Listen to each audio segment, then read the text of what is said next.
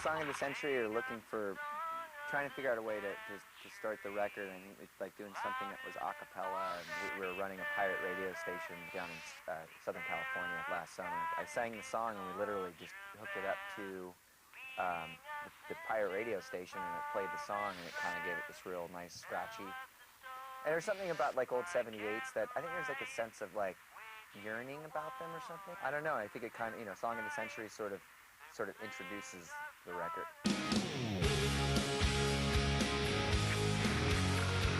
21st century breakdown. I once was like but never was found. 20. Do you know the enemy? Do you know your enemy? Well, gotta know the enemy. Do you know the enemy? Do you know your enemy? Well, gotta know the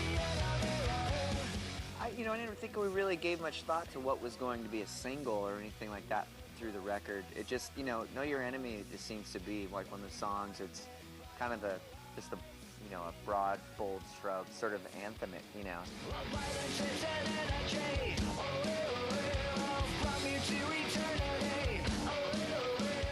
Drug and alcohol abuse, use, it's, sort of that self-destructive. Before the Lobotomy, I think, is one of the biggest floods of emotion on the record.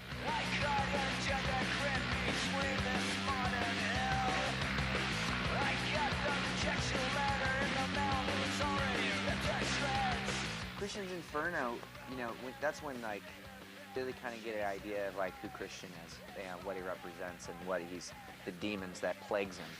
He's it's kind of the most diabolic song I've ever written, but really like something that's like really kind of uplifting about it is that it's the chorus is sort of an anthem where just even the playing it live at the Fox Theater the other night, it was like people kind of got the chorus immediately and everyone started singing along, and it's interesting when it's like yeah, we're all like hell yes, so but it goes from that and it goes into the next song, Last Night on Earth, which it goes from this one diabolic song to probably the most tender sort of love ballad that I've ever written, or that Green Day has ever done. You are the moonlight of my life every night. You go from one, it's kind of like it's like a shooting a subway train into hell, and then it explodes, and you're in like the middle of like a, I don't know, outer space or something when by the time Last Night on Earth comes on.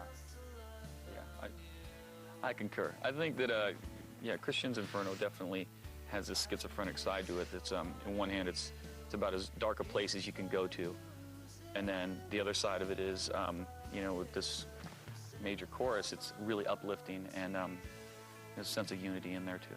I think the title Christian's Inferno kind of sums it up too.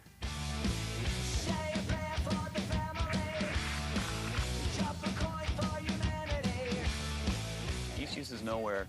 This song is just kind of a call out against the hypocrisy of religion, and I don't think it's necessarily a particular religion, but just in general, there's a lot of hypocrisy that goes along with it. Whether whether you're using it as a vendetta or you're using it for monetary gain or whatever, it's people tend to abuse their faith in order to fulfill their God complex.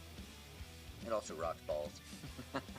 East Uses Nowhere is probably one of my favorite songs right now, just because it's just so hammering. It kind of hits on a lot of levels for me. So I can't wait to play that song live. The more people get to know it, yeah. I think it's going to be something about playing that song in a room full of a lot of people, where it's going to be just people kind of bouncing all the way back. So it's going to be awesome.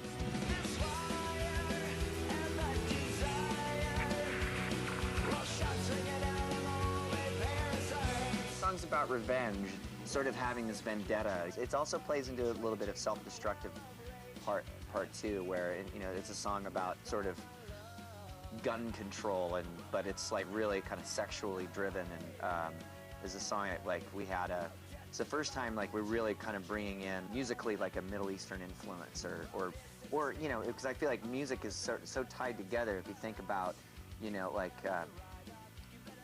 old Irish folk hymns and old Mexican folk songs and a lot like Middle Eastern sort of songs or whatever, some kind of gypsies kind of flavor to it. It's you can find the connection. It's like you can't really tell if that song could be played by like a mariachi band or like an Italian funeral band or something like that.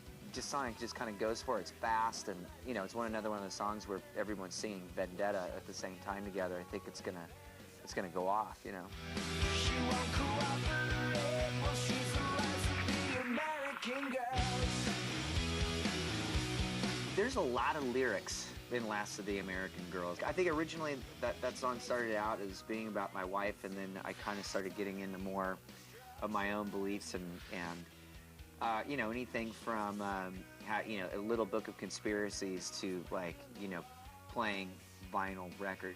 It's sort of like about an empowering sort of subterranean kind of lifestyle where but at the same time it's sort of there's a new era that's coming in of like the way we all need to live, but like living in a disposable society or something like that, but actually living off garbage and finding beauty in it in some way. So it's that's kind of what that song is about.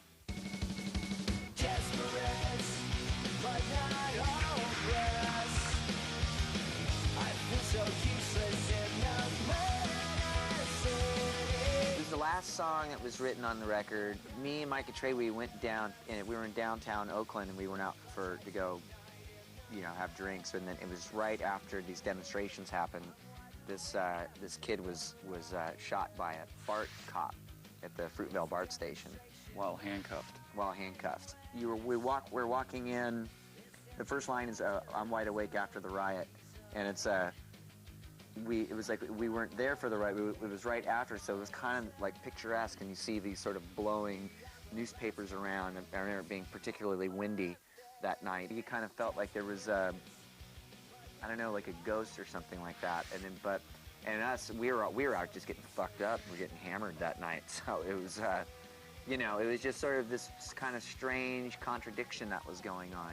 That song gets stuck in my head more than I think the other songs do. Run away from the river to the street and find yourself with your face in the gutter.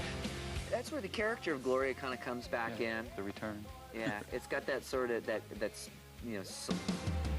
Somebody take the pain away. It's like an ulcer bleeding in my brain. Restless Heart Syndrome is kind of that song's about government-regulated emotions.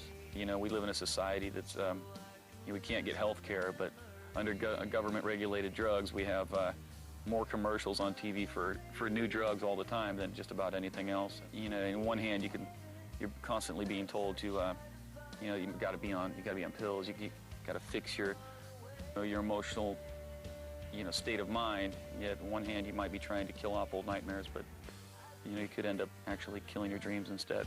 I'm gonna tank, fight and fight, get a place and your luck all the time now.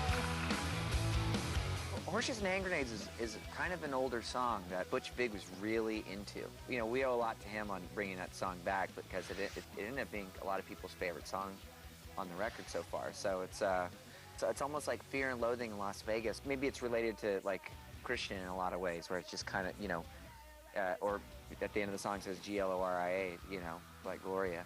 So it's I don't know. It's just kind of one of those songs where it's just kind of like fucking shit up. Kind of just being a nihilist, but in sort of a sexy way or something. It's kind of, declaring your independence, but at the same time, like trying to getting completely fucked up at the same time. So it's, driving in a car, filled with a bottle of Jack Daniels and, saying, it's time to go to work. Yeah. That song, and I love the title of that song because in one hand you have a horseshoe that could be considered a charm of luck, and then you have hand grenades, which could also be considered a charm of luck. It's something extremely violent and and hateful. So there's a. Don't worry, dude. I'll jump on the grenade for you. Good. Can you hear the sound of the static noise? That's Static Age is about taking in every sort of advertisement and things that you don't need and this sort of defacing of the sky because of like a billboard that is trying to sell you something, or, you know, sort of static. I think there's static is like a theme throughout the whole record, where it's like you're, you know, being bombarded with having like 3 different televisions on at the same time or something, and the different things that are advertised to you. It's just constant, this like floodgate of useless information. You know, what you're really trying to do is find a deeper truth or deeper meaning or something, and that's what that song is sort of about, is trying to make sense of the static and trying to declare like what you think is bullshit, you know, and what's real, you know. 21 guns, lay down your arms, never goodbye. 21 guns, throw up your arms into the sky. 21 Guns is definitely one of the songs where you feel like you're playing in front of a lot of people. I don't know, just kind of one of those things I wrote on piano and then ended up being just, you know, this moment alone, you know. And I mean, I think a lot of people can think maybe that song is about like world peace or something like that, but I think it's also, there's like maybe sort of surrendering to the static to try to find some kind of like inner peace, or just the, you know, finding strength in silence. And you know, surrendering doesn't always have to mean that you're giving up, but maybe it means something like it's just like you're just trying to find a little humanity, you know. Did you try to live on your own? When you burned down the house and home. That's a really powerful moment, and I think it's going to be a really powerful moment live, too, on the record. It's kind of it's one of those moments where you kind of feel like, you know, like you say, you're surrendering to your emotions and humanity, along with pretty heavy content.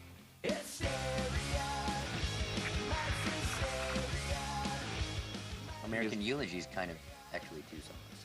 Well, at 3, because it's To a place where everything's not the click of a button, you know, and find value in things that aren't so flash in the pan or aren't controlled by, you know, technology. Well, I just wanna see the lights, and I don't wanna lose my sight. the whole record is trying to find some deeper truth. I think this record we've gone deeper and challenged ourselves as artists and as musicians or as punk rockers than I think we've ever have. We double guessed ourselves, triple guessed, quadruple guessed. I mean, a lot of that is just trying to find like a deeper truth. And when you go song to song to song to song, like, you know, like we've just been talking about.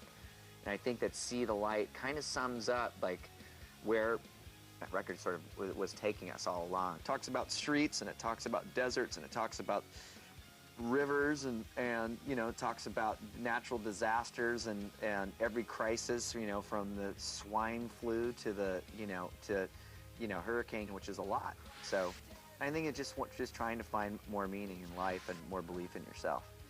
I always feel like that song kind of bridges the gap between the chaos that we live in and the inability to argue your faith. Now go listen to it.